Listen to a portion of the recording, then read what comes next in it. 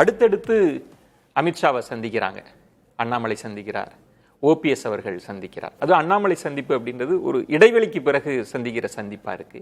அப்புறம் அமித்ஷா சொல்றாரு நிச்சயம் நாங்க பீகாரை போல இங்கேயும் ஆட்சி அமைப்போம் அப்படின்னு. என்ன பாஜகவினுடைய கணக்கு நகர்வுகள் தொடங்கிருச்சா?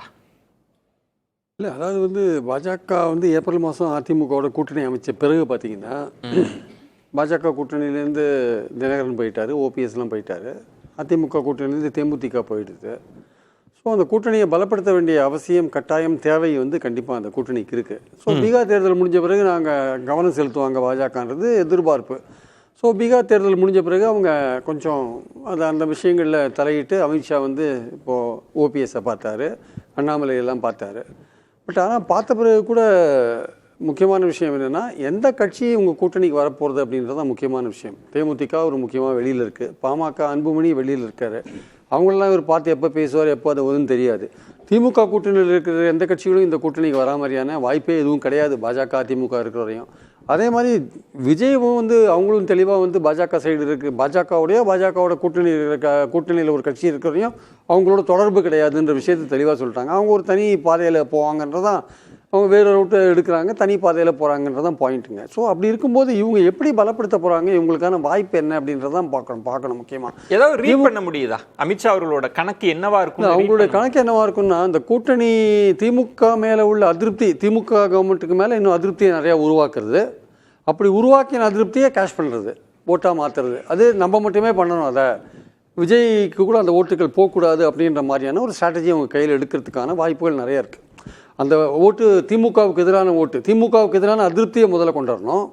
அது பல்வேறு விதங்களில் கையாளணும். பிளவுவாத அரசியல், திருப்பரங்குன்றம் போன்ற விஷயங்கள், அல்லது ஊழல் போன்ற விஷயங்களை என்ஃபோர்ஸ்மெண்ட் டைரக்டரேட் விட்டு கலப்பி விடுற விஷயங்கள், பல விஷயங்கள் இருக்குது. ஸோ அப்படி இருக்கும்போது அதை கலப்பி விட்டு ஒரு மாதிரி ஓட்டு வங்கியை நமக்கு ஆதரவாக திருப்புறது ஒரு விஷயம். ஆனால் அந்த ஓட்டுகள் விஜய் சைடு போயிடக்கூடாது, திமுக ஓட்டுகள் விஜய் சைடு போயிடக்கூடாது அப்படின்ற மாதிரியான ஒரு விஷயம்.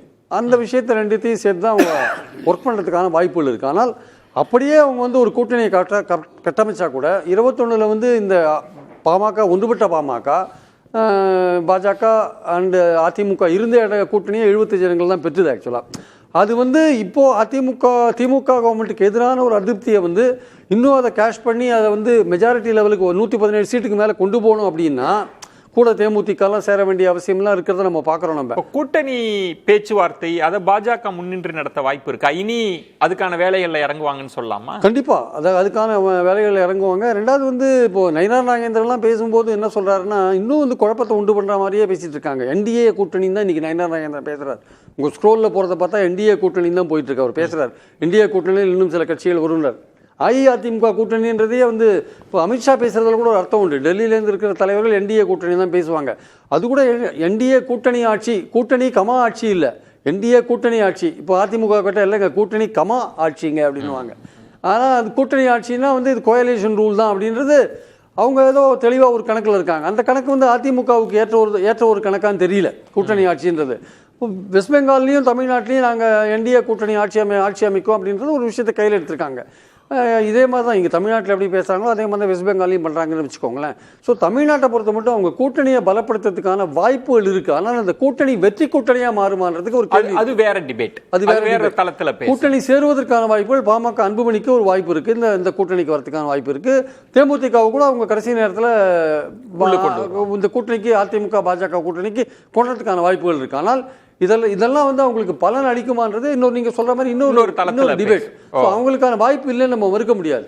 ஆனா விஜய் ஒரு தனி அணியா இருக்கிறது அது கிட்டத்தட்ட முடிவாகி விட்ட ஒரு விஷயமா தான் நான் பாக்குறேன். இனிமே பாஜக சைடோ அதிமுக சைடோ விஜய் போறதுக்கான வாய்ப்புகள் இல்லை, அதிமுகவும் பாஜக விட்டு வெளிவரத்துக்கான வாய்ப்புகள் இல்லைன்னு நான் நினைக்கிறேன். ஆக்சுவலா கிட்டத்தட்ட நீங்க தான் பலமுறை நிறைய சுவாரஸ்யங்கள் இருக்கும்னு நீங்க இப்ப ஓரளவுக்கு ஃப்ரீஸ் பண்றீங்க.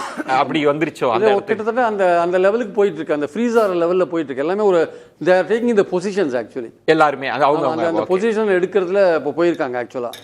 ஆனா கடைசி நேரத்துல அரசியல்ன்றது எதுவுமே ஊகிக்க முடியாத ஒரு விஷயம். வெற்றிக்காக எப்படி வேணாலும் ஆகும், கடைசி நேரத்தில் என்ன வேணா ஆகும் சொல்ல முடியாது. அது திமுக அணியில கூட பிரச்சனைகள் வரலாம், சொல்ல முடியாது. அதெல்லாம் ஓகே பொறுத்து இருந்தா பார்க்கணும். இன்னைக்கு இருக்கிற சூழல்ல பேசும்போது 4 முனை போட்டின்றது தெளிவாயிடுச்சு. ஓகே. அதிமுக பாஜக கூட்டணி இன்னும் 2-3 கட்சிகளை சேர்த்துக்கொண்டு பலமாவதற்கான வாய்ப்புகள் இருக்கிறது. அது திமுகவுக்கு எதிர்ப்பு ஓட்டுகளை முழுதாக எடுக்குமா என்பதில் ஒரு சந்தேகம் இருக்கிறது. அது ஒரு தனி ஸ்ட்ராட்டஜி பேசலாம்.